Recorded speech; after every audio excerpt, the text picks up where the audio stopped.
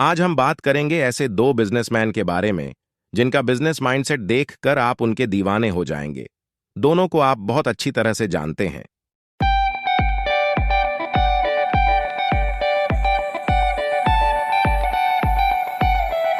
Number 1 पर आते हैं विजय माल्या।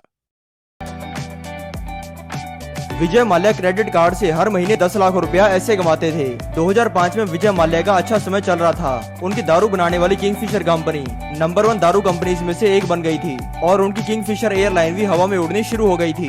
तब विजय माल्या मौज मस्ती करने के लिए ट्रैवल, पार्टी, गाड़ियाँ और घरों पर हर महीने करोड़ों का खर्चा किया करते थे और विस्की पीकर अपनी एयरलाइन की एयर होस्टेस की लिया करते थे इंटरव्यू। लेकिन विजय माल्या का स्मार्ट दिमाग सिर्फ पैसा खर्च करने के बारे में नहीं बल्कि पैसा कमाने और बचाने के बारे में भी चलता था। तब विजय माल्या ने सोचा कि मुझे मौज मस्ती करने के लिए हर महीने करोड़ों का खर्चा तो करना ही होता है, तो क्यों ना मैं कोई ऐसा तरीका ढूंढ लूं जिससे मेरा पैसा बच भी जाया करे। विजय माल्या जानते थे क्रेडिट कार्ड कंपनियां पैसा खर्च करने पर कैशबैक देती है। फिर उन्होंने अच्छे से रिसर्च करके एक क्रेडिट कार्ड ले लिया जिससे खर्चा करने पर आराम से 3% का कैशबैक मिल जाता था। फिर उन्होंने अपने लगभग सारे खर्चों के लिए क्रेडिट कार्ड का यूज करना शुरू कर दिया। फिर जिस महीने वो क्रेडिट कार्ड से 3 करोड़ का खर्चा किया करते थे उस महीने उन्हें 3% कैशबैक मिलने की वजह से उनकी 10 लाख की कमाई हो जाती थी। नंबर 2 पर आते हैं एलन मस्क।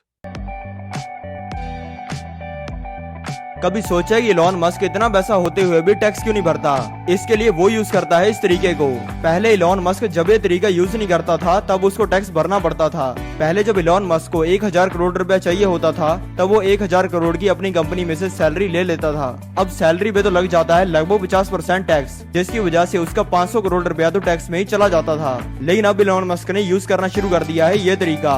आज के टाइम पे जब इलॉन मस्क को खर्चा करने के लिए 1000 करोड़ रुपया चाहिए होता है तब वो कुछ ऐसा करता है। इलॉन मस्क के पास अपनी कंपनी टेस्ला के शेयर्स हैं, यानी कि टेस्ला के अंदर हिस्सेदारी है। अगर वो पैसा निकालने के लिए अपने शेयर्स को बेचता है तो तब भी उसे 50% टैक्स भरना पड़ेगा।